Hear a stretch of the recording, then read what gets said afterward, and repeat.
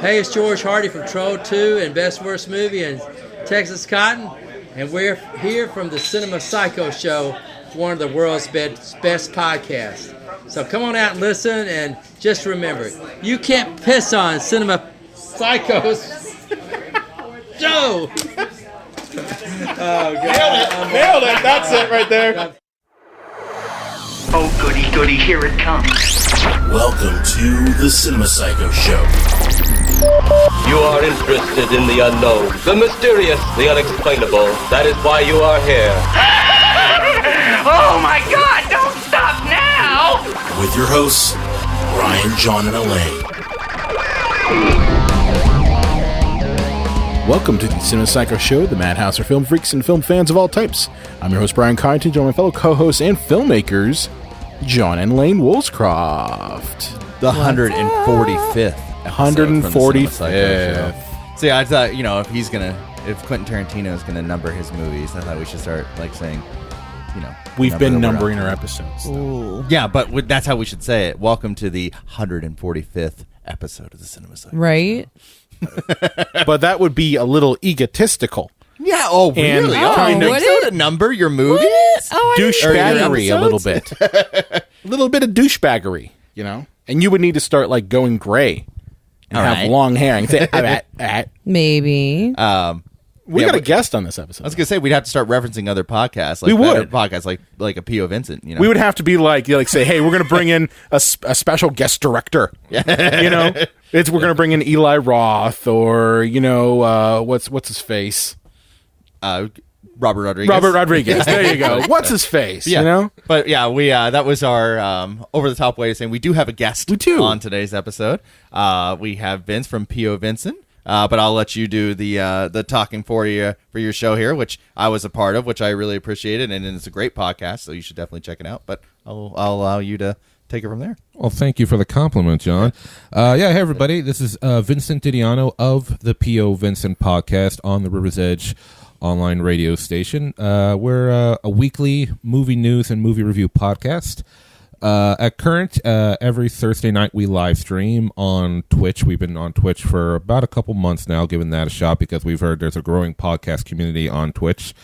But we also upload every episode to our Facebook page, mostly because we tend to get more views on Facebook than YouTube nowadays. So I'm so disillusioned to YouTube. But anyway, weekly movie news and movie review. Me and my partner and buddy Eric, the human megahorn, and is he really a human megahorn though? He's typically the loudest guy in the room, and it's not like he's yelling or screaming or projecting Billy Mays style. He's just, you can hear him Billy Mays style. So I'm assuming miking him and mixing him is like a nightmare. it can be, but he's my buddy. We're just a couple of guys who also do stand-up comedy here in Pittsburgh, Pennsylvania, and we bring our views and our comedic viewpoints to stuff like that, we have a good time, and movies. Movies. Well, welcome. It's great to have you on the show. We don't get nearly enough in-person guests because Vince is here. Yeah, he's in the studio. Yeah, we just Skype in. Skype people in. I know. I can touch each one of your hosts, ladies and gentlemen. Us. It's exciting, and maybe you'll touch our hearts. But yeah, I would suggest following them on Facebook because that's honestly where I get most of the episodes. I'll see that they go live, and I'll just start watching. So, we never played around with Twitch at all, so that's I might need to pick your brain later. Oh yeah, you and want talk about Twitch because we're always trying to grow our audience too. Hence why you're here. We're not poaching off of you at all. No. Neither did I poach you when I borrowed John. That's right. It's okay. It's cool. We're about here. We're about the filmmaking. We're about the filmmaking. Always. But, guys, today we are talking about the 9th film from Quentin Tarantino, if you don't count 4 Rooms or Death Proof. Guess those don't count, or 4 his television director. I mean, 4 you could Rooms also count From Dusk Till Dawn too. He kind of co-directed that as well, didn't he? And was in it. Don't tell that to Robert Rodriguez. No, he did. Sorry. Yeah, and I don't think Tarantino wants to take credit for that movie. Don't forget that he also directed a 2-episode arc of Alias. Did he now? Yeah, and he's in on it. He's Yeah. in He's it. in it. He's Oh, like okay. way too much in it. Like as usual, he's just way too much. Way too much. But thankfully, he kept himself out of this movie, which was Once Upon a Time in Hollywood. Right. Yeah, that's surprising. Yeah. I was surprised he didn't show Well, up. too, we keep making fun of him for this, but this movie did not say the 9th film by Quentin Tarantino as his opening credits often have. No, it didn't. It said it in the trailer, didn't it, though? Yes. Yeah, it just didn't in the theater because I remember it said a film by Quentin Tarantino. I was like, oh, okay. I remember the first time I saw that was, I think the first time he did it was Kill Bill, and I saw the 4th film by Quentin Tarantino, and I almost just didn't go to Kill Bill because I thought that was so obnoxious. Where do you get off, you prick? I think that's kind of where I really landed firmly on the Tarantino train and was like, okay, like this is something of his films I can relate to, because as a female filmmaker and a female in this kind of like interest field, obviously I'm grossly outnumbered in this room, and I mean that's pretty true of any room that I would be in our classes. There were far fewer women than men, and there's a lot of things in his films that don't feel like they're for me, or they feel like they're not super feminist. Yeah. But I mean, there's just something about Uma Thurman with a sword that just is the best ever. Oh, the Fattori Hansel. yeah, seriously. Well, I mean, there's so much to break down on this, but I'm going to just put you guys on the spot right off the bat. What did you guys think of the movie?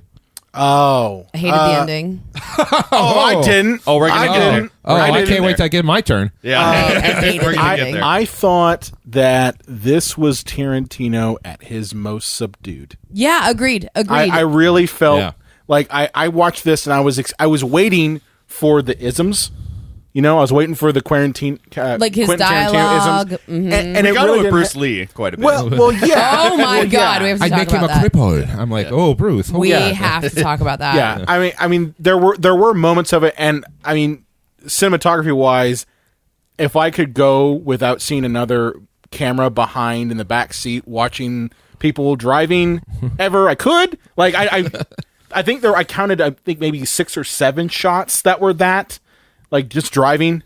Oh, you mean Brad Pitt driving through like downtown Los Angeles Yes. for way longer because Listen. someone is A, in love with his filmmaking, Yes. and B, in love with 1960s No, but Hollywood. I mean just that shot. But I'm saying like just that shot of I'm in the back seat filming the people in the front seat and driving. I could go forever without seeing that ever again. Like, I honestly, I don't want to see that anymore. Tarantino just wanted to relax and go for a nice ride. I don't think we should hold that against him. I think it was Hey, lazy at that At least moment. he didn't force any of the drivers to crash the car this time. That's true. That's true. But listen, love it or hate it, do we all agree that the movie was way too fucking long? No. I know. Oh my God, I wanted to rip my skin off. I was like, Well, it's over 2 and where is it, like 2 hours and 45 minutes something? It's It's so something long. like yeah, that. Yeah. I'll say you could probably, because I guess I kind of see it's a lot of character building, a lot of like stuff. Like I think maybe you could shave 10, maybe 15 minutes off it, but I like, because it is damn effing long, but it didn't hurt me a whole lot because the pacing in the movie's good. Like if a movie's long, the pacing better be damn good. Yeah. If the pacing's off, I'm going to be like, do we need to see them? It's another foot Well, I shot. feel like Holy we- shit. I feel We like could we cut out watched- the foot shot. yeah, I feel like we watched like 20 minutes just of Brad Pitt driving. Like, That was like 20 minutes. yeah, I'm serious. Like you could have cut And a that's lot the of that man's out. ego You know, coming out Yeah. there. Right. I also didn't need to see Brad Pitt make macaroni and cheese. right? Like stuff Step like by that. step. Stuff I feel like that. It's yeah. like a YouTube how-to video. Watch Brad, and that's how you make mac and No, cheese. seriously, I'm serious. Okay, so when he went to the compound and that guy slashed his tire and he was like, fix it, and like that was a labored scene. I thought like it's okay, like you punched him in the face, like we get it. But like when he was like, fix it, and when I realized that the guy actually was going to, I was like, we're gonna watch this motherfucker change a motherfucking tire, aren't we? Now, thankfully, that didn't happen. Yeah, I would have been but- pissed if that happened. But I'll be seriously, I honest. mean, that's what I was expecting. Well, I was exhausted by the movie at this point. Let me defend my point here, okay? As Vince said, I felt the pacing was on point. There wasn't a time where I'm like looking at my phone or anything like that while I was watching this film. The parts that I do think should be cut out, and you can, for better or worse, the Sharon Tate stuff. Oh, yeah. Oh, she didn't have any I presence didn't in the think movie there anyway. was any need for about half of the Margot Robbie Sharon Tate stuff. Well, Just for her everything to, with like- her is a red herring. Yes.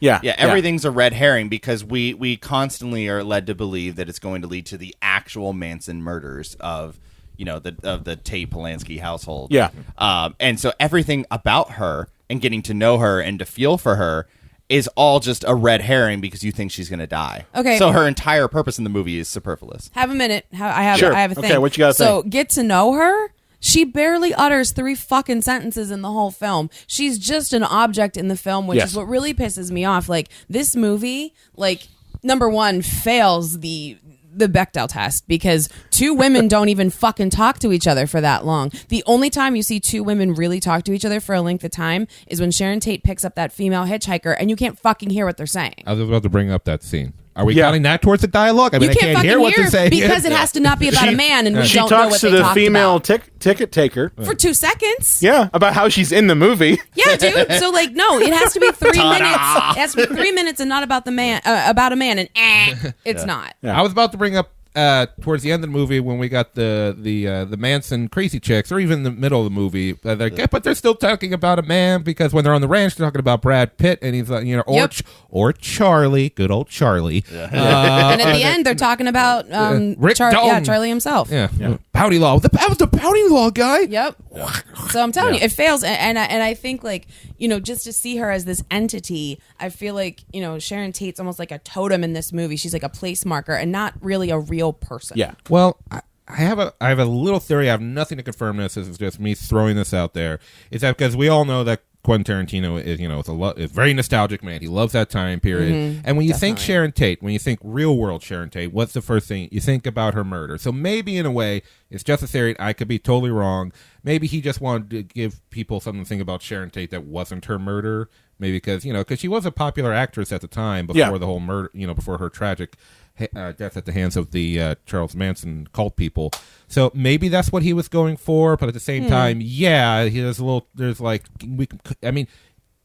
surprise, ladies and gentlemen listening, he changes history in this film. Well, so he could have changed a little bit more. In the movie theater, that they use the actual original footage Yes. of Sharon Tate, and I thought think that was really his way to interesting. honor her and say Yeah. that she's more than just being brutally And murdered I do by think Tex that was an Watson. interesting decision because what do? Do you reshoot all of that? And I thought that the way that they use the original footage when she's watching the film, and then in the flashback, it's Margot Robbie with Bruce Lee training for that scene. Right. I thought that was really well done. I thought that was a good way to honor somebody. The other thing too is that we actually reported on this when it first was announced that he was making this film. Oh yeah. And if you remember, breaking news. It was remember we used to do the news thing. This is like 35, 40 episodes ago. Yeah. It was a long time ago. It was a long time Right. ago. It was one of our first years. It's okay. I take care of it now.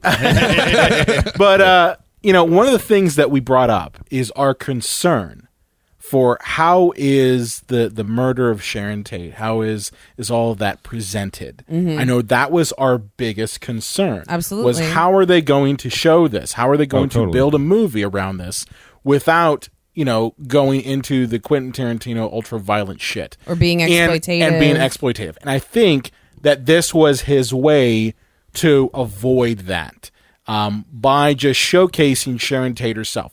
My problem is that it really has nothing to do with the main narrative. No. Nothing. Not a goddamn thing to do. I mean, honestly, you could cut out about a third of Sharon Tate's scenes in this. You could cut out the scene where she's picking up a hitchhiker. You can cut out the scene where she's going to buy a book for Roman Polanski. You can cut out the scene in the movie theater.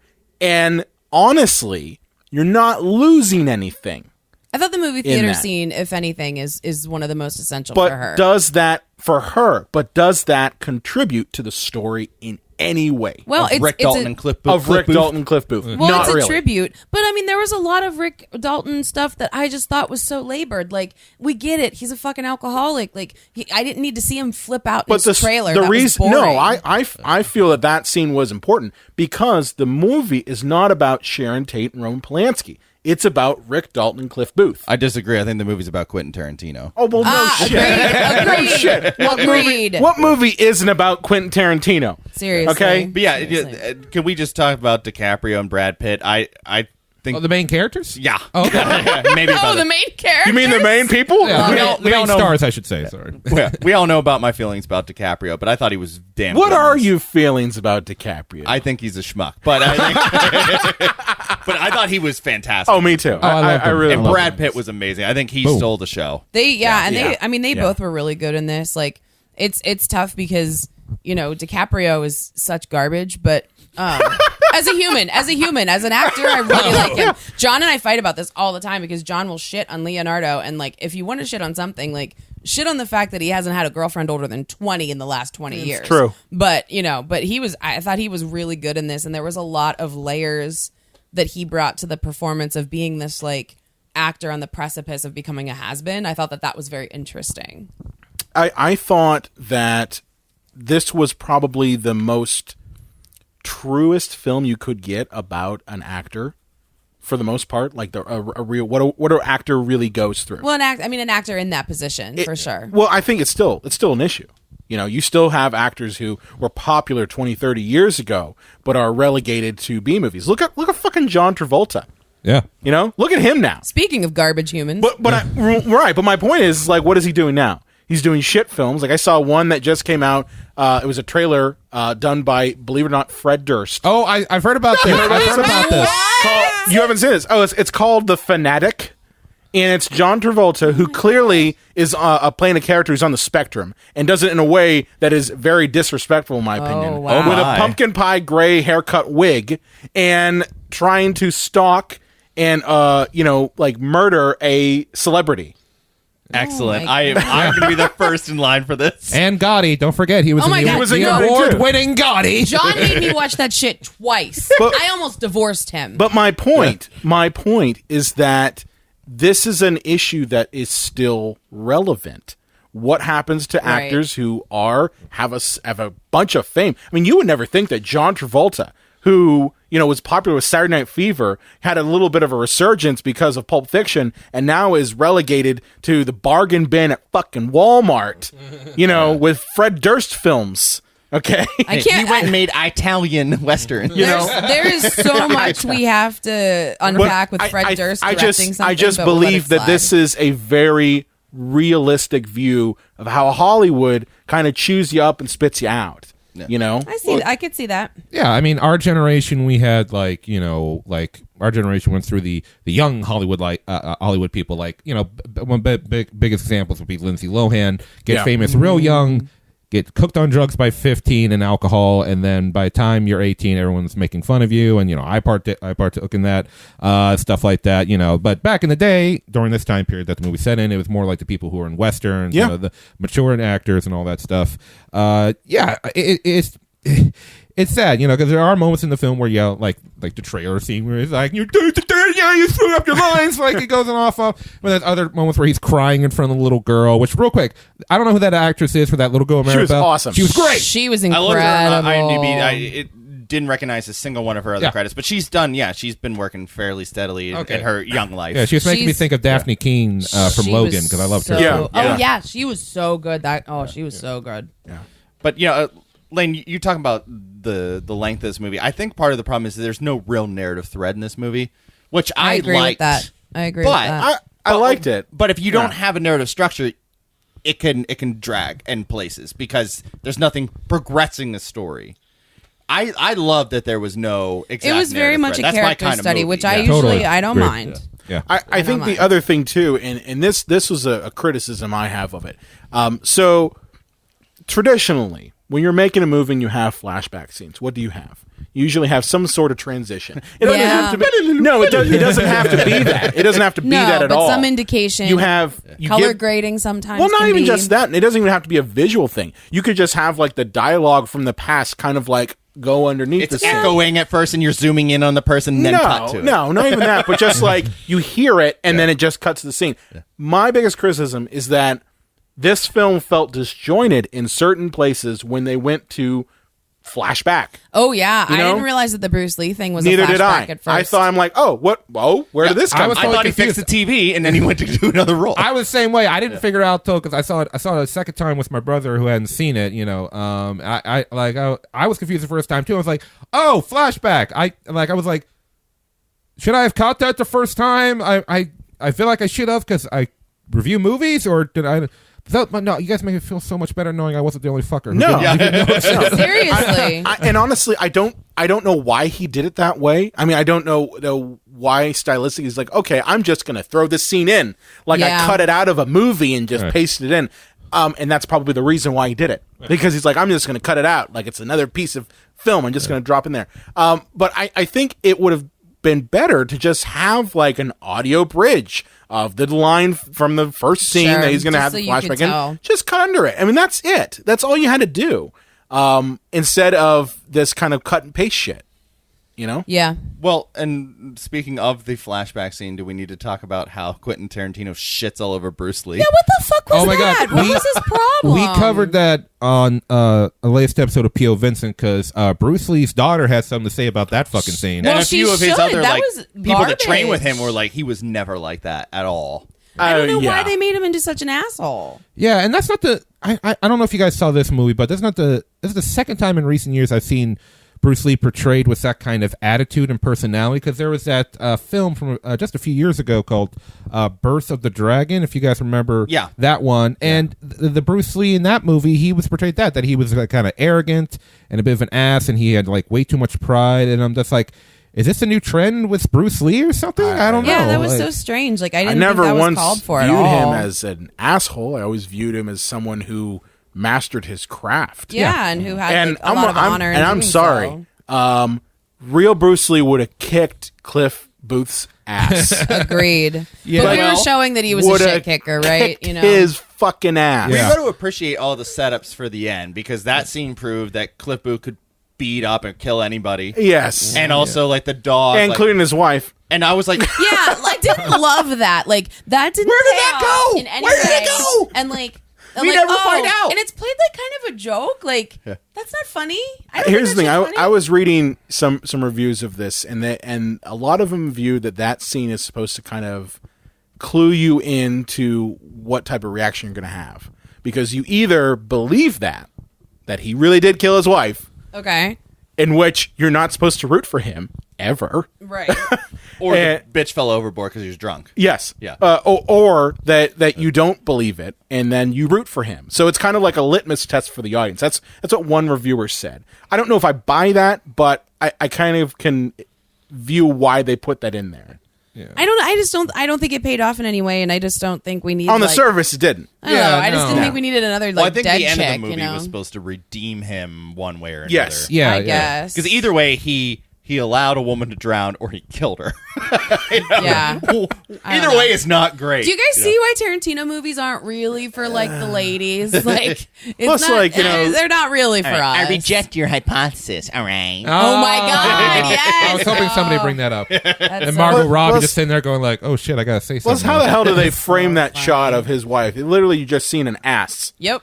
It's just boom, ass. But the Bruce Lee scene, the only good part about it was Zoe Bell.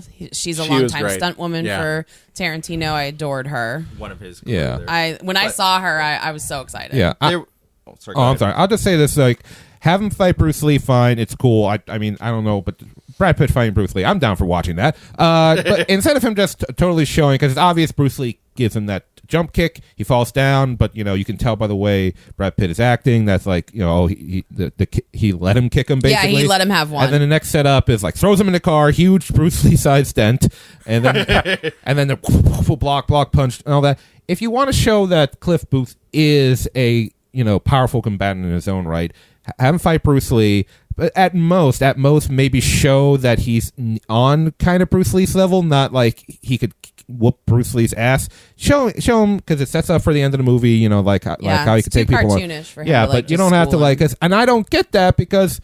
Maybe I'm ignorant in this department, but in Kill Bill, there's a reason why Beatrix Kiddo is wearing that yellow biker jumpsuit in the fucking movie. That is a reference to Game of Death, Bruce Lee's movie that he never finished. So, does he respect Bruce? Does he not? Yeah, is it somewhere that was in so the, strange. Was he using Bruce like Worf in Next Gen? Just have somebody kick, just having somebody kick Worf's ass to show how bad they are. Thank you for getting that reference. I'm just like, what the hell, man? I just like because I want wanted to bring that up when we did the review of it on my show, but that was a spoiler, and I didn't want to mention that. But so Sure. I don't know. Yeah, sure. Have him fight Bruce, show him that he can fight like on Bruce's level, but have it like right at the end where it's like they get interrupted by a stunt woman, and like maybe there's like that one clip where like 1 second away from each other knocking it out, and it was so close you couldn't tell who was going to win or something like that. Or even this. Right. Here's how even you do it even simpler than that. Maybe you show that Cliff Booth can take a punch from Bruce Lee and it not really phase him. Yeah. Like if he gets, socked in the jaw and he spits out blood and that's the end of it, what does that show me? That shows that he can take a punch from someone like Bruce Lee. That's all. And that's really what that scene was supposed to show. Right. Well, I think because of the way they chose to make it, I feel you have no choice but to make Bruce Lee an asshole because you want to see him get his ass whooped by, Brad Pitt. And the thing is, if he was a cool dude, you'd be like, oh, this is kind of labored and awful. Like, why is he beating up our beloved Bruce Lee? Yeah. Unless he's a dick. And I thought earlier in the movie, when I'd love to watch this movie again, but when he's like feeding his dog, I'm like, why is this taking so fucking long? But now I know it's because they needed to set up that the dog was unbelievably trained. Yes. Right. And it loved him and will do anything for him. There's so many nuggets that are set up early in this movie that pay off later. Yeah. But the thing is, like, I think some of them were a little too long. Like, I get it, feed the fucking dog. I know we need to set up the can. We need to set up the dog is very well trained, but just feed the fucking dog. And I don't need to watch him make his mac and cheese. It could just be ready. It's film magic. I disagree. Just be ready. I love the mac and cheese scene because I was unaware of what the box art of mac and cheese was in the 60s. So I was really appreciative of that. They didn't have Easy Mac in the 60s. No, they didn't. Okay. But a scene that really bothered me of like setting up that world because it never paid off was when I believe it was from The Great Escape, the actor from that. Bruce Stern? No, from the actual film The Great Escape. I can't remember the actor playing him, but it was supposed to be him. You're talking about Steve McQueen, yeah. Steve McQueen is at the party at the Playboy that Mansion, was weird. And he's like, she is married to Roman Polanski, but she's really in love with him, and he's waiting for the marriage to fail so he can come in and get with her. And I'm like, why are we hearing this? Why do we need this? It's a little Sharon Tate autobiography show. Yeah. It's It's a little Sharon Tate autobiography. But seriously, like that's another point. Yeah. Why is Sharon Tate necessary in a movie that is about, Dalton and Booth? That's the truth of it. It's another red herring because like, oh no, we all know that she's going to die with a man that she actually truly loves, and he wasn't able to say it. No, it doesn't happen in this movie.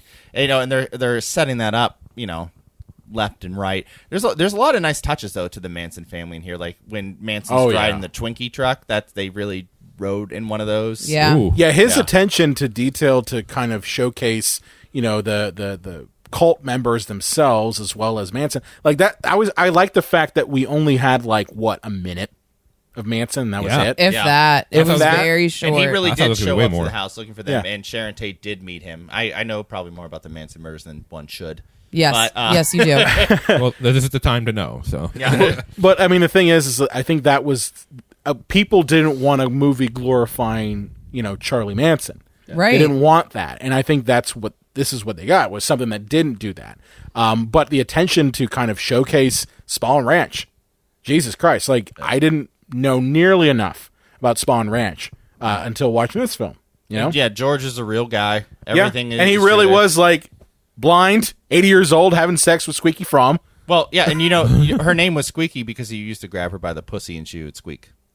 So he nicknamed her that. You know way more than anybody should about this, yo. Lynette Fromm, who's, by the way, she's out of jail. Yeah. Oh, she's good. somewhere in Pennsylvania. Okay. Good. If you go to that local Walmart, sometimes she's buying bread, so you can go talk to her. I wonder if her squeakers broke at this point. Whoa. I love it. It was a Toy Story 2 reference. It was a Toy Story 2 reference. Oh, okay. Yeah. What did you think it was?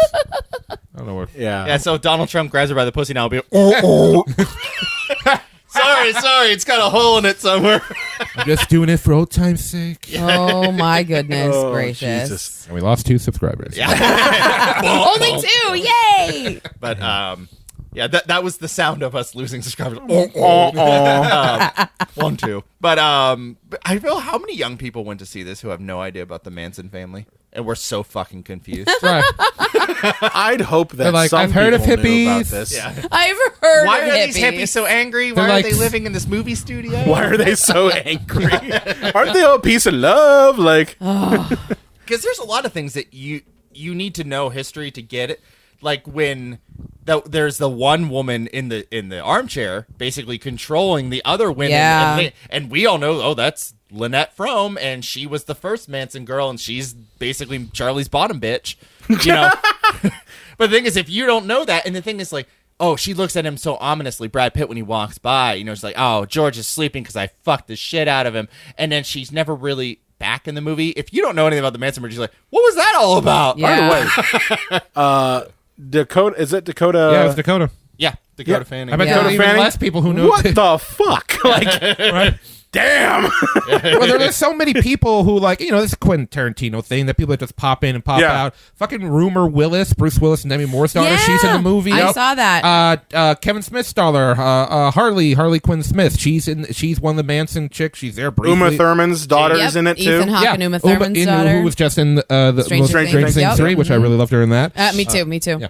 Oh God, who did she actually? She played. She played. She played the one that backed out. the one Yes. that backed out that Which- took the car and drove off. Yeah, I can't. She was a character witness against the Manson family. I can't remember. She didn't actually drive off. She actually just stayed Kasabian, out of right? the house. Yeah, Was it Kasabian. Yeah. Kasabian, Yeah. yeah. Thank you. Not in this reality. Yeah. Yeah, she Yeah, but drove this one off. she drove. Yeah, and Jamie Lloyd from the Halloween films was also one of the Manson women. really? Yeah. Oh, really? Yeah, and she was like Interesting. basically the way they ended up cutting it. She's just in the background. I think she had like a line or two, but it was cut, so you just see her like there she is. Yeah, she's standing in the background. Lena Dunham's in it.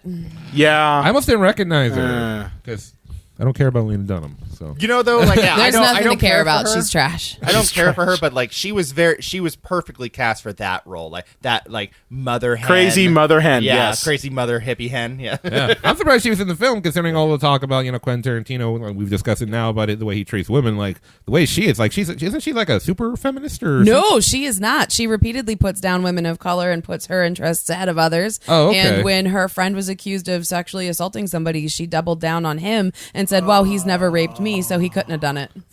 Flawless logic, ladies and gentlemen. Less logic. Oh. That's Yeah, why she no. was the You captain didn't of her get into debate my team. tiny furniture. Okay, so thank you for I would clarifying be- me. I would be super happy mean, if she was completely illuminating canceled. Careful now.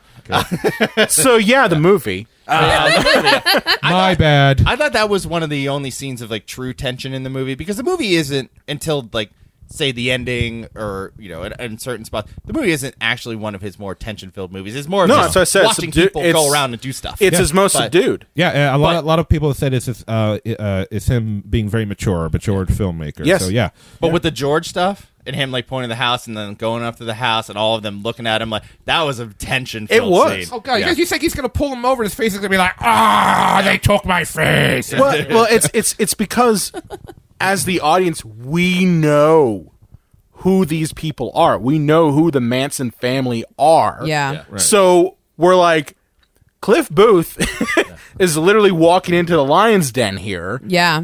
He doesn't know anything. He just thinks they're a bunch of dirty fucking hippies.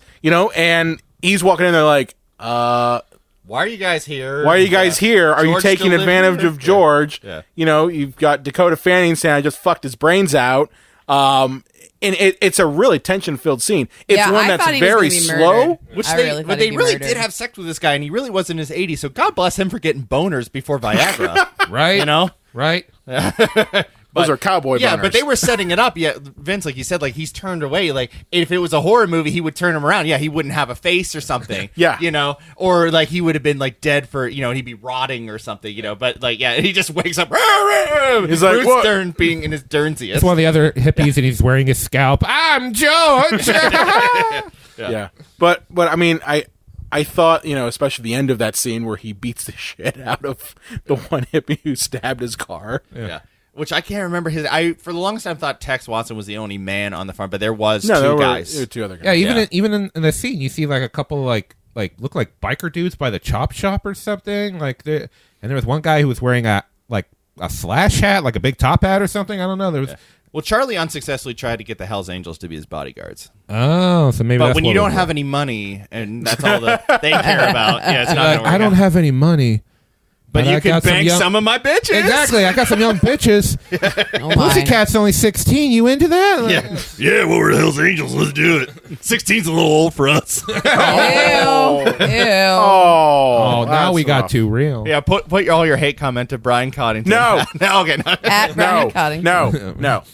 But yeah, what did you guys think when the movie was about 2 hours and 10 minutes in, and it gets to Tarantino's classic narration and filling you in? Oh, you mean when Stuntman Mike decided to narrate the rest of the movie? Yeah. Kurt Russell starts narrating. Italian. Right? Yeah. Stuntman Mike. Well, as an Italian. No, Yeah, he does it so stylistically that I didn't mind, but it was clearly like, oh no, I need to catch everybody up on right before the Manson murders happen. So here's like all this like exposition and filling you in like it's a documentary or Well, I mean, it previously on Tarantino. It kind of plays into the storybook kind of world that he's building. Yeah. I mean, the movie's called Once Upon a Time in Hollywood. Right. We So, know it's going yeah, to be a fantasy. it's from gonna the be a start. fantasy from the start. I did not. Yeah. I thought it was just an homage to Sergio Leone. I did not think that this was going to be a fantasy movie. I really did. You didn't. Interesting. No. I mean, other than the fact that there's no, Rick Dalton, and this TV show wasn't real. I Found it all. Yeah, I thought that was like what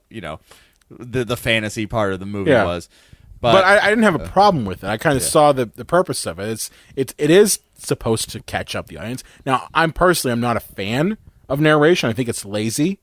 Like, I think really it depends lazy. on It can be. I agree, Brian. But in this, I mean, it kind of plays into the storybook type of vibe we're getting from it. See, I don't like movies like Stand By Me. I love the narration in it. Blade Runner, not so much. But right. Yeah. It just depends. It just depends. And it was weird that it wasn't set up at any other point in this movie. I mean, you do get like a little clip of narration when like Kurt Russell is talking about how he had all the DUIs. Yeah. But that was just a stylistic choice. But yeah, but when the first time you get narration is 2 hours into the movie Yeah. near the end of the second act, it's like, well, he did a few movies in Italian Did westerns. some of them Italian films. I'll tell you And he what, even though. did an action movie. Whoever on the movie did those posters, like did the graphic design, they Oh, were man. so effing good. I wish we still got posters like that more often. Right? Instead of- Me too. we're movie people. We see movies all the time. We go to the cinema. How many times? I don't know about you. Sometimes you look at a newer movie poster and you can just tell where all the photoshopping or like Yeah. airbrushing, if you want to get old school, is on. Like that. Oh, come on now. Yeah. Come on, he has more wrinkles in his neck now. Don't give me that crap. Oh, on the part poster. of that is because of the fact the poster was usually designed before the movie was even made. Oh, You mean like Nightmare on Elm Street 3, The Yep. Dream Warriors? Yep. Where nobody looks like they do in the movie? Or even just the first Nightmare on Elm Street, where Freddy has like half his face gone and a skull and an eyeball, and it's like that doesn't look like Freddy Krueger. But I mean, that's because they designed the poster before the movie. Yeah. Before they even done any makeup Before they tests. made any makeup tests at all. Yeah. But what do you guys make of like the CGI they use in this movie, putting like DiCaprio into older movies and and using I thought they did it pretty skillfully. They did it. How do you Yeah, it feel kind of about freaked me out, actually. yeah, it was really good. See, here's the thing. As someone who kind of has an eye for VFX, I thought about 90% of it was good. There was like one scene where I saw where I'm like, I can see the rotoscope didn't work too well. It's when he turns his head. Yep. And I'm just like, that's it right there. And that, I mean, that's tough to do anyway, but I mean, on the whole, it's not bad, Well, Right. it's interesting because the flamethrower pays off at the end, but the one scene that didn't look like the time frame in which it was being made was when he torches the Nazis. Anybody order fried sauerkraut? And I wonder if it's because they really want to make sure you saw the flamethrower in all of its glory, and they didn't want to make it too choppy looking. Here's something I want to bring up about that scene. So, how many times did you guys see the movie? Once. I just saw it once. Okay, so in that Nazi scene, it looks like just kind of modern, kind of like film, right? Yeah. Here's the thing. It is weird, and I was wondering if I remember this wrong. Because like I said, I saw this movie a second time just the other day with my brother. Yeah. And when the Nazi scene came up again, it had old filmy grain on it. So I don't know if there was a second copy of this movie sent out. But I'm serious. I was like, wait a second. Did this scene not have the grain on it? We the first saw the time? grain one. You saw the grain? What? No way. Yeah. No, I didn't see the grain. In the Nazi thing when he has the blowtorch? What, is this like the Mandela effect? No, I didn't What's see it at all. happening? Kind of I transitioning don't know. dimensions. It was an old. It looked old fashioned. It looked like it had grain to it. It didn't look modern to me. I mean, at all. it was in color. It was in like faded Yeah, color yeah. though. No, it wasn't. Yeah. Okay. No. All right. Wait, Well, this what? is very Okay, so- interesting. Yeah. This is very interesting. It was very Vince saw it bright, two ways. vibrant Brian's reds. with me, and then you saw it as grainy. That's really weird, guys. Oh my we need to go God. see this again today. I feel like Yeah. we do. Fuck the podcast. Let's get out of here. yeah, let's go. All right, let's Drop go. the mics. Yeah. Yeah, no, I mean, I saw it as very modern looking. Like, it kind of resembled, Glorious Bastards. Yeah. That's the what it first looked like time to I saw me. it. That's what I saw. I'm like, oh, it looks No, like Glorious Bastards. it looked super old as shit. No. I don't disagree with that. Now. Wow. I cannot wait to see Okay, this again since now. we're on the subject of like how did it happen or did it happen this way, the first time I saw it, and the second time I saw it, I had to run to the concession stand to get like a refill on my pop, which I found out they don't do refills anymore. So I was like, too. Anyway, damn it. Anyway, That's a travesty. did anybody else remember? Was there a scene, just a brief moment, where Samuel Jackson does some narration between the two Kurt Russell narrations? Ooh, I didn't hear it. No. If he did, I didn't hear it. Because the first time I could have sworn I heard some Samuel, and then the second time I didn't hear it at all. But once again, maybe it happened when I concessions. See, yeah, we've got some full Mandela shit going on right here. Because I totally remember Kurt Russell. I totally remember the Kurt Russell Yeah. narration. No, and all that. I don't think there was any of that.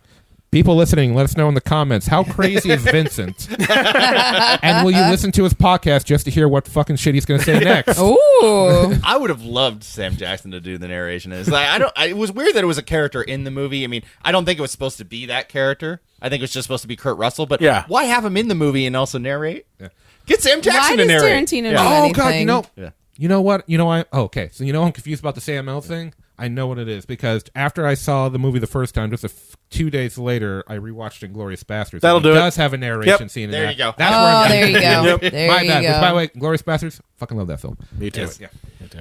I don't think I dislike any of his movies, to be honest. I mean, there are ones I like more than others. Yeah, but, yeah. because once again, if we're not counting Four Rooms, although he had the best part of that crap, Four Fest, that was Four Rooms. But yeah, so I don't know, guys. Should we jump into the ending here? I think yeah, it's think we worth jumping should. into. I'm Yeah, so- thirsty for it. Yeah, so they set up, August 8th, 1969. They're setting it up. Literally hour by hour. Yeah, all the pieces in place. Yeah, and Excruciatingly yeah, hour by I'm hour. assuming, Like a I'm cop assuming report. if you're listening to this, you've seen the movie. It'd be weird if you didn't. I mean, Spoiler we alert. tell everybody spoilers, Alert. and it'll be in the description of this spoiler alert. So, yeah, Get Rick, out now. in case you haven't for some reason. Rick yeah, Dalton 40 minutes in, get out now. Rick Dalton lives next Bye. door to Roman Polanski and Sharon Tate up in the Hollywood Hills. We're setting up for the Manson family to go and attack Sharon Tate. Rick Dalton has had I wouldn't say a renaissance, because he's still suffering as an actor, but he had a good He's job doing on better. that set. He's doing better. Yeah, and he's had a couple extra spots, so and they're celebrating. He did 4 Italian In 6 Italian months. films. Yeah. Italian Yeah, he was westerns. busy. So if nothing else, he's got himself a comfortable bankroll for a while. Well, and he he's also not came home with a ruined. wife. Yeah. He's got an Italian wife. Yeah. Yeah, he came home with a wife. Would you like an Italian hoagie? So he's celebrating with Brad Pitt, who smokes a acid laced cigarette. And by the way, fuck you, Quentin. You can't smoke. I heard acid. about that. I didn't know anything. Smoke acid. That's not how it works. It literally is a waste of acid. All the drug addicts in the theater were like, "Fuck you, Quentin Tarantino. You can't immediately do that." thought that. Like, John, it's- the things that you know just are upsetting. It's just he's just going to get tobacco. You can't He's not smoke going acid. You can't. You need to ingest it. That's not how that works. It was a placebo. He wasn't really high the whole time. He has no excuse. But the Manson family shows up, and this is where record scratch. History's changed. Rick Dalton comes out of his house and confronts them because they in the real life they did park basically probably near where Rick Dalton would live, and then they climbed the gate. I love the fact that he comes out wearing a rope. Oh, God. a he giant comes out with the picture of margaritas. That's picture the of best part. margaritas. It's the Oh, my best God. He's part. like, "Hey, So you funny. dirty fucking hippies, get off! It's a private road." He's just drinking it down. And he's like, like, "What are you such a dick. eyeballing me, red?" I think that had to have been an actor's choice because right before he leaves, he's staring him down, takes a sip, and then leaves. He takes like the spite. Yeah, the spite sip, as you said. Well, Elaine. quit eyeballing me, red. But they decide, fuck it, let's go and kill Kill these his- people. And I I don't know if you're supposed to laugh at this kind of stuff. Oh my God, I thing is, bust out laughing. Oh, so I'm the theater losing was it. packed. I want to set the stage here. And the thing is, there were 2 open seats by the time Lane and I got there. Yeah. And Lane sat next to like the cute young couple on her side, and I got the 2 old angry women who I don't know why they were there on my side. They were hate watching the movie. And the thing is, like, I'm practically in tears while he's smashing this woman's face into the into the wall because it's hilarious. It is. It's so because she's clearly dead at one point. And It's played for comedy. I mean, like this. I look over. Lane's laughing. The young people are smiling. I look over to the ladies next to me. They're and they're looking at me like, "Why are you laughing? There's murder." I mean, how can you not laugh? These people, like, it's the same thing. It's absurd. It's absurd. It's the same thing with Inglourious Basterds. And one of the reasons why I love that movie is, yes, because I get to see Hitler get shot up in a ridiculous fashion. Yes. Well, you know what this is? It's violent Home Alone. Yeah. Because like he gets bit in the balls. Well, let me correct you. It's violent Home Alone. Okay. Yeah. Right. Yeah. Those guys should have been dead. No, but Story Home Alone. Just like, Story Home Alone. It's just like you see Cliff Booth just going like, and then the dog suddenly bites All Tex the Watson's setup we neck got from the dog earlier. You know, his nuts, and it just goes downhill from there. Yeah. Yeah, it's like Tex Watson gets bit in the balls. Leslie Van Houten gets a can to the face. Yeah. Patricia Cornwinkle gets torched alive.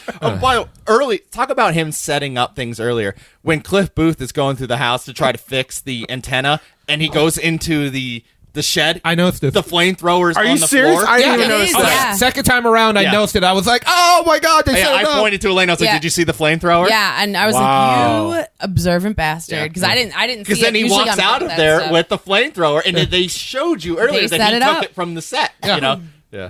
I do like See, that. that disproves a lot of what I'm hearing though from some of the other reviews. Because a lot of people believe that this scene is fantasy, that's not real. I would almost like it more if that was the case. So a lot of people believe that because like these 2 are inebriated as fuck. Oh, that and this they're is under the all in their influence. head. I see. Maybe Oh. like the Manson murders have actually happened, and they are like envisioning. Yes. That's a whole new level of fucking But drunk. at the Yeah, same that's time, weird. though, I got some of that Italian alcohol. Really, but at the same time, if you're telling me there are clues in there, like, oh, hey, the fucking flamethrower is sitting right there, then that right there pokes a hole in that right there. Because I saw that and I'm just like, where the fuck did he get the fucking flamethrower from? He kept it from the movie. But I didn't even notice that.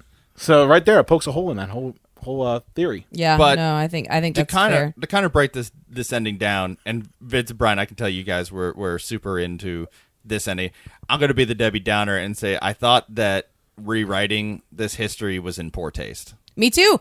That's why I hated it because can I? Can Yeah. I do the thing? Yeah, we gotta let the woman talk. So okay, We're not Quentin Tarantino. So with Brian, like I understand why you like the rewriting of history in Inglourious Basterds. Yes. I imagine it's extremely satisfying Yep. seeing Hitler being murdered. What I think in Tasty. this case, because it's somebody who didn't deserve to be murdered, Sharon Tate. Yeah. And the fact, like, I think the thing that makes it disrespectful is that she's pregnant as shit. Yeah. In this and in real life when she was really killed, her fetus was killed too. They tried to save the baby, but they couldn't. Yeah. And for them to say that she lived and that she was able to go on and have her baby, like that person doesn't exist. And to pretend that they did, I think is dishonoring the memory of Sharon Tate and of the act of actually killing a pregnant woman. I think it's trying to erase something that like is so gruesome. I feel like it's almost like glossing over it and it's disrespectful. Here's my retort to that. This is not autobiographical. This is a fantasy.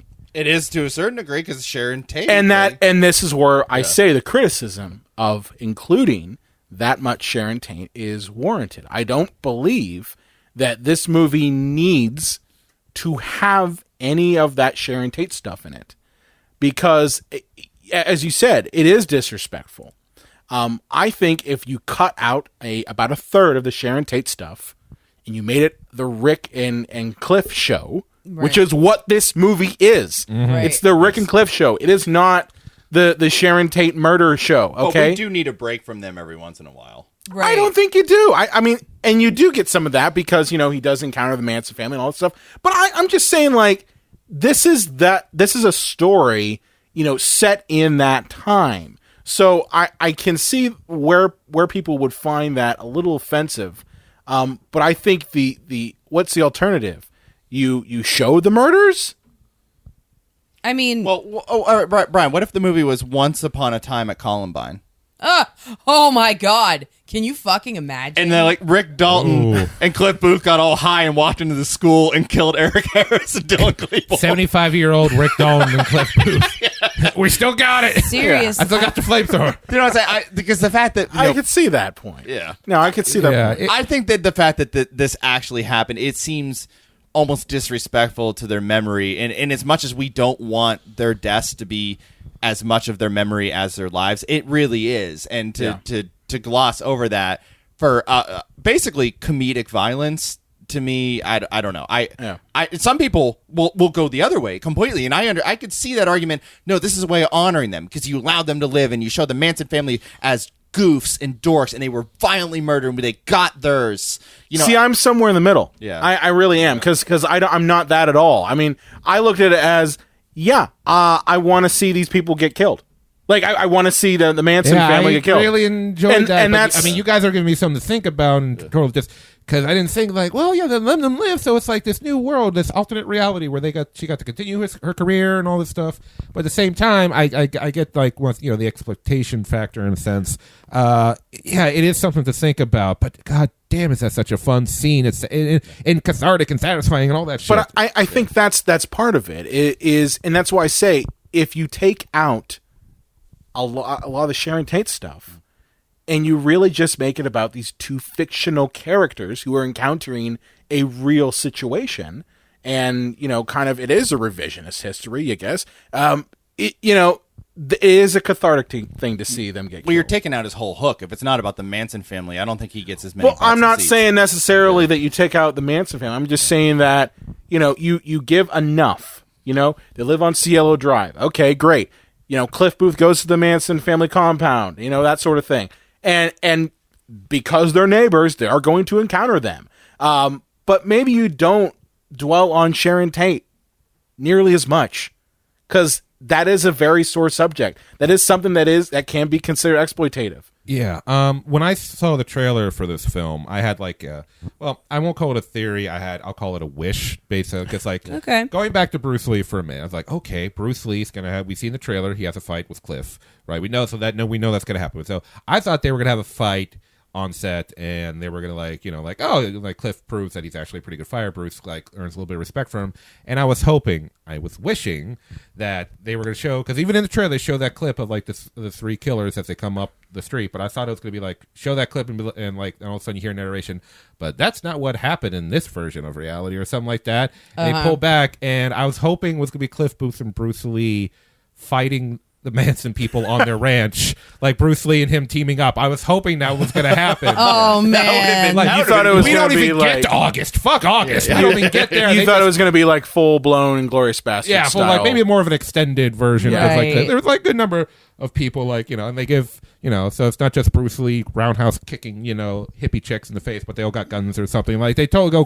full blown nuts on it. We see Sharon Tate and maybe Rick is working with her on a movie, but we never even make it close to the actual murders. But I think the reason why that ending is in there is purely for cathartic reasons. Yes, it is in there because these people are horrible individuals. And we want to see these horrible individuals get their comeuppance in a very ultra-violent, form.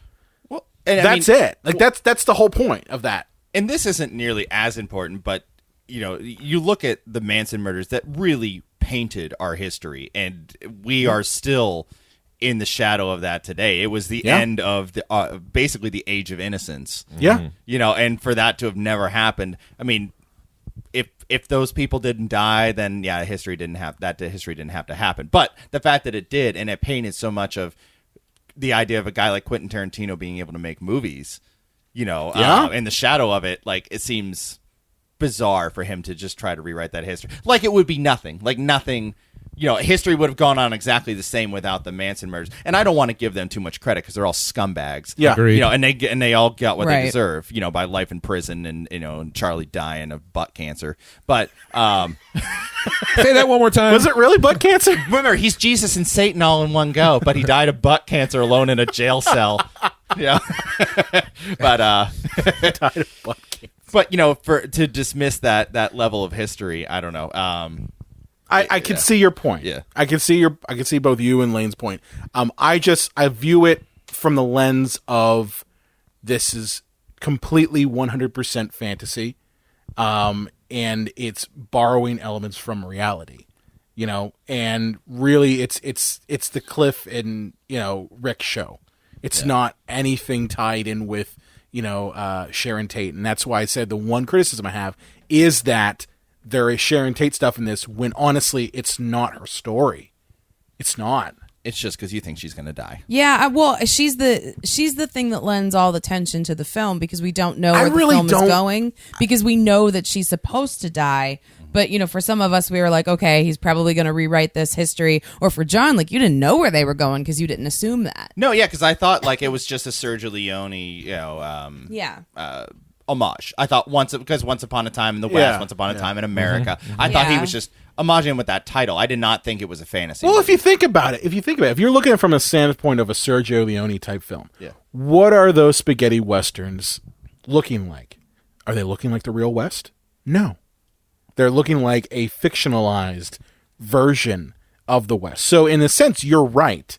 This was a fictionalized version of Hollywood, a fictionalized version of these events. They're not real events. They're not the realistic stuff. Right. It just gets enough on the surface, just like a spaghetti western would. Yeah, they're totally making fun of that. They're totally making fun of all that because Exactly. what was one of the titles of the spaghetti westerns he did was like, the only good Indian is a dead Indian. Yeah. and they totally would have gotten away with that shit back in the day. But my point is that you are correct. This is a Sergio Leone type of movie, but it's not of a western. It is of these real events. It is a fictionalized version with the white hat cowboy. Instead, it's a Hollywood actor white hat cowboy. Yeah. I mean, Jesus Christ! You have High Brad on an Pitt. acid cigarette. You have Brad That's not a Pitt. real thing. You want to talk about your symbolism? Brad Pitt walks around at the end of this movie, right when he's about to go, fuck up the Manson murderers. He is wearing all white. Yeah. Yeah. So yes, you are correct. This is a Sergio Leone type film, but it's not of a western. It is of Hollywood 1969. Right. That is it. That's the crux of the movie. Yeah. The last thing I'll say about the whole Boom, MFA bitches. last thing I'll say about this is I don't know how they feel, but I would be interested to know how Sharon Tate's surviving friends and family felt about. From what I understand, they appreciated. They appreciate the depiction of Sharon Tate in this film. They thought that Margot Robbie did a great job. Right, because I remember back when the casting was going on before it was finalized, Sharon Tate's, I believe it was her sister. Yeah. It was between Margot Robbie and Jennifer Lawrence. And Sharon Tate's sister said it should be Margot Robbie because I believe her quote was, Jennifer Lawrence isn't good looking enough to be my sister or something like that. Whoa. Yikes. Which There are classier ways to put that there. Yeah, which Yeah. okay, Yikes. I can hear her say like I don't think she's proper casting because you could be a fantastic, just because you're a fantastic actor doesn't mean you're right for a certain role. But Yeah, and you I'm could just sorry, say that. Jennifer Lawrence. Goddamn. You could just say she's not I right. think If that I had Jennifer- the skill, I'd paint her, but I have Crayola crayon skill level of painting, so I won't. But I think that she's- Sharon Tate and Jennifer Lawrence, those two might actually look more alike than Margot Robbie and Sharon Yeah. Tate. So Yeah, actually, it might maybe. have been better casting. I thought Margot Robbie, looked the part. And I thought she acted the part. I mean, Yeah. she kind of had that like Sharon Tate whimsy. Yeah. I mean, which either actress, they're both good actresses. I think either actress would have pulled off the role. Yeah. Fantastic. They've both proven their chops. So I mean, apparently, you said they appreciated it. Did they mention not the portrayal, but how they feel about their? I didn't see anything about that. Yeah, Okay. me neither. they probably that- are blocking a lot of that stuff. Yeah. I'd be interested to know. Me 'cause too. If Me they say, too. I mean, how you feel about it, you would have to factor in how they felt about it because Yeah. they literally lived through the pain and suffering of those real life events. So. Absolutely. Yeah, so it would be. I mean, how comfortable would you be watching this movie in the room with like her former boyfriend's like kid.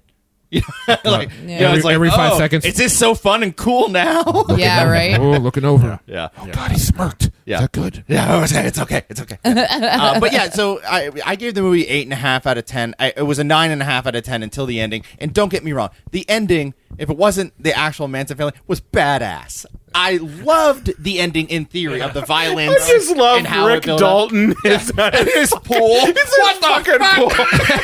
That was amazing. That was very What are you funny. doing? Get out of my No, he just Leslie Van Houten shooting a gun off. A little cowboy gun, like ripped off. Yeah. I love his reaction because he's so fucking drunk and out of it. And annoyed. He's annoyed. What are you doing in my house? Why are you in my pool? You're bleeding in my pool. Yeah. Oh, yeah. He's so pissy. He runs to the fucking shed and just marches out. Yeah. Oh, it's so With a badass. fucking flamethrower and just lights them up. Torches the bitch. And then just talking to the police is just like, well, I kind of used my flamethrower. Yeah. He said he was here to do. He said he was the devil and he's going to do devil shit. That's not verbatim. So funny. Italian wife. Italian. You know. I loved. He honestly, I gotta say, like Leonardo DiCaprio was probably my favorite character in this whole movie. I like Cliff. I know you like Cliff, but I mean, I really liked Rick Dalton because he had such like a manic nature to him. Yeah. Like the fact that he's this cowboy. Leo's very good at yelling. Yeah. He might be the greatest yeller Not in even Hollywood. just that. Not even just that. In moments when he's like breaking down crying. Because you get this idea like he's a tough guy. He's always playing the heavy. He says that. He was a cowboy in Bangalore.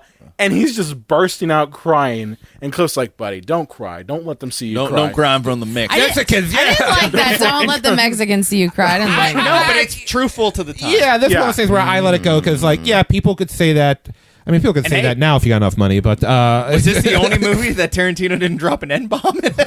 Or have white Maybe. people drop an N-bomb? Maybe. it was really subtle. It was in the background. It was like, Yeah, it is. Some guy yelled it in the background, yeah. the scene where they're like, "Oh, the porno movies have premieres." N-word, just right in the background. But I love the fact that he really kind of was going through the stages of grief over his career, and then just counter that with just sheer manic nature. So I thought some things went on too long. I thought we focused on things a little too long. But for me, it was still, even with having said that, was 9 out of 5 out of 10. I love this movie up until the end, but it's an 8.5 out of 10. It didn't ruin the movie for me, but like obviously I'm not going to rehash because we just talked about it. But I thought it was in poor taste for the ending. But what are you guys' overall finishing thoughts on it, Brian? My overall is that, well, it's not a perfect film, and honestly, it's hard to be a perfect film. I think this is probably, just what people have said, one of Tarantino's most mature films. Interesting. Like, I think it's his most subdued, and I love that we say that with a guy throwing a dog can into a woman's face. but that's the thing. And someone being blowtorched alive. Mostly. You can't take him out of that gutter. Okay, but the point is that unlike his previous films, where he kind of lived in that, this is him saying, okay, I don't need to live in that all the time. That I can pick and choose where it makes sense to do that. And I think that takes a level of maturity that we haven't actually seen in Quentin Tarantino up until this point. Right. Lane? I feel like Tarantino films are kind of something separate from my existence. It's really hard for me to relate to any of the characters because, I have to try to relate to one of the male characters. I don't think that he treats female characters very well, in his films. So sometimes Tarantino just feels like something separate from things that I enjoy. Yeah. And I have to look through a different lens when looking at his work. I told you guys my thoughts on the ending and how I thought it, I also thought it was disrespectful. Now, there were parts of the movie that were genuinely fun. I thought that there was, parts of the movie that were genuinely tense. I think my biggest takeaway is that for me, it was just too long. Yeah. It felt labored. It felt labored because I checked my watch like 3 times during this, and I never do that. Oh, that's bad. I never do that. So, I think having a hard time relating in some ways, I think that's part of it. Yeah. Because he does always have female characters, but as time went on, like, and Margot Robbie had no fucking lines worth a damn, I was just like, this is just her dancing. This is annoying. Well, that's what I'm saying. Is Sharon Tate really didn't add anything? But to not this even movie. that. Like, if you're gonna have a female character in the film, like, it just seemed like she was just this set dressing piece. Like, I feel like the production crew, He didn't know what to do with her. I feel like art direction should get credit for her, just for her to, like, sitting there and looking pretty. You know what I mean? I really believe that Tarantino did not know what to do with her. Well, he made a production design. But he knew he wanted to have her in it. Yeah. He knew that this takes place in that time period and with that setting, but he kind of didn't know what to do. He's like, do I showcase more of her? Yeah, well, or is that going to cause an issue where I'm going to basically, trample on her memory? So, Yeah. I mean, like, that's the thing. I think he was stuck between a rock and a hard place. Yeah. I don't know. And so he would've- did what he does best, which is kind of showcase him. Yeah, and what I would have liked to see, I'd like to see the movie where it's two female actresses and Zoe Bell plays the Brad Pitt character. That would be dope. Death Proof. Death Proof. That's true. They'll remake it, Once Upon a Time That's in Death San Proof right there. Fernando Valley. There you go. There you go. So so not sorry I saw it, but like a lot of his work, it just doesn't feel like it's meant for me. I will see any movie that he makes until he stops. But according to him, it'll be 10. We'll see. Yeah, right. I don't buy that. Vince, your thoughts? My thoughts. Yeah, I mean, as has been said many times during the podcast, this was the Rick and Cliff movie, and that's part of the movie that really made it work for me. Is like the chemistry between DiCaprio and Pitt was really good. I totally believe the friendship, especially that little scene where it's just them at Rick's place. They're watching the FBI show that he was on. They're just two friends talking, like having like, oh, look at you. I did love that. That did seem like That an was easy great. rapport. Agreed. Like I said, it didn't drag for me. For me, as long as you got good pacing, and like, of course, dialogue that isn't boring as hell, because Lord knows I've been through that recently. I really enjoyed the film. I can totally see the controversies in it, but yeah, a good pacing, showing that love for old Hollywood, and also, its crappier side and stuff like that. So yeah, I mean, I really enjoyed it. It's definitely different because it didn't have that kind of like back and forth balance of like, great conversational moments and just incredible violence. He like really saved most of the violence for a few small little parts, towards the end. And I think that's why the movie really, it's like the payoff at the end, with that. Yeah. And once again, like you guys have definitely given me a lot more to think about that ending, but oh, god damn it if I just didn't enjoy it so much. So and I because of that, just that ending, that last, because that ending is only 10 maybe 15 minutes of the movie. I feel like that's going to be the scene that people talk about for years, and people are going to have this discussion over and over again. Is it disrespectful? Well, the Tate's family said this and their friends said that, and we're like, well, yeah, but this member of the family said no, blah, blah. Or if you examine it, the real events and all that. So yeah, I enjoyed it a lot. On my podcast, I gave it a recommendation. So yeah, I really enjoyed Once Upon a Time in Hollywood. I think what I love that it wasn't a sequel, a remake, a soft reboot, or a Marvel movie. Yeah. Is he the last God, filmmaker? is that so gross that that's like a big part of it? But it's that, true. I liked that. It's true though. This was completely original. Yeah. It's rare. But It's rare these days. Definitely, if you want to hear yet another review of this movie, do check out POVincent if you have not already gone on and check that out. Like I said, subscribe everywhere you can, and also go on Facebook, because like I said, that's where I check out a lot, because they do live stream it, and I usually watch the live streams. So if you're doing something else, in the evening, you can pop it on and listen to it while you're, cooking or something like that, or in the car. Like, don't watch it in the car. Flip the phone over and listen. I don't want to get some guy, a lawyer, coming to my front door like, Mr. Didiano, you've been sued because your show was way too good. I'm like, what? You're way too good. And I almost crashed my car. But please, one more plug here for the podcast. This is a POVincent podcast, where I give you my point of view on movies. We do every episode we begin with movie news of the week and stuff that I think might be interesting, and then we cap it off with movie reviews. Sometimes we go into spoilers, sometimes we don't. If we do, we give you a heads up. And a lot of this has to do, you can, please follow us on Facebook, because that's really where I judge how well the show is doing. But we are part of the River's Edge online radio station, which is a locally owned and operated station here in Pittsburgh that plays nothing but local Pittsburgh music. So if you want to listen to us on that radio station, our episode is every Friday morning at 9 a.m. And there's also, of course, the River's Edge SoundCloud page, where you can listen to our podcast and other podcasts on the River's Edge, like the Mike Sasson Show, who I know Mike. He's a very funny guy, so check that out. But yeah, P.O. Vincent, my point of view. Come check it out. Awesome. It's been great having you on, Vincent. Yeah, thanks, man. Thank you. Yeah. We don't do a whole lot of these, like, guest interviewers to help us review stuff, but this was really good stuff. Yeah, this is really good. Really good. So, John, where can they find you at on the Twitter machine? The Unreal J Wolves, or I should say, at Helter Skelter. My obsession. The Unreal J Wolves. Lane? At LA_Croft. And you can find me at Brian Contos on the Psycho Show page. Be sure to like us on Facebook, Twitter, Instagram at Psycho Show. You can also find us on the Epicast Network at epicastnetwork.com. If you have a favorite movie or question you want to throw away, or you wanted to talk to us about your favorite Rick Dalton and Cliff Booth movies, you can contact us at cinemapsychoshow.com. And make sure to subscribe to us on Apple Podcasts, and we will see you next time.